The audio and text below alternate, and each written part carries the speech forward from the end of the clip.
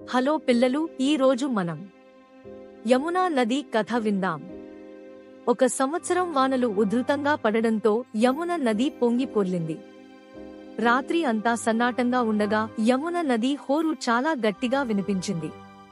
యమున నది తీరన ఉన్న అక్బర్ భవనంలో రాత్రి మహారాజుకి ఆ హోరు నది ఏడుస్తున్నట్టు అనిపించింది. అక్బర్కి నిద్రాభంగం కలిగింది.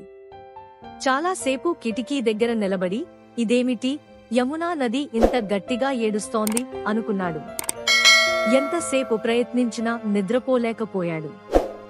మరునాడు సభలో సభికులందరికీ రాత్రి జరిగిన విషయము చెప్పి, మీలో ఎవరైనా యమునా నదికి కలిగిన కష్టమేమిటో చెప్పగలరా అని అడిగారు. సభికులు తెల్లబోయి సమాధానము తోచక ఒకరి ముఖం ఒకరు చూసుకుని మిన్నకుండిపోయారు. బీర్బల్ ముందుకొచ్చి, మహారాజా, ఒకసారి వింటే కాని నేను చెప్పలేను అని అన్నాడు.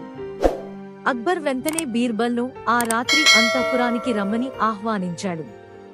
రాత్రి బీర్బల్ అక్బర్ గదిలో కిటికీ దగ్గర నిలబడి ఆ యమునా నది హోరును విన్నాడు. విషయమర్థమయ్యింది. మహారాజా, యమునా నది తన తండ్రి హిమాలయ పర్వతాన్ని వదిలి తన అత్తరిల్లు సముద్రం దారి వెతుక్కుంటూ వెళ్తోంది. తండ్రిని పుట్టింటిని వదిలి వెళ్తున్నందుకు దుఃఖంతో ఏడుస్తోంది అని మరునాడు సభలో విశ్లేషించాడు. సభికులందరూ ఈ విషయం విని బిగపట్టిన ఊపిరి వదిలారు.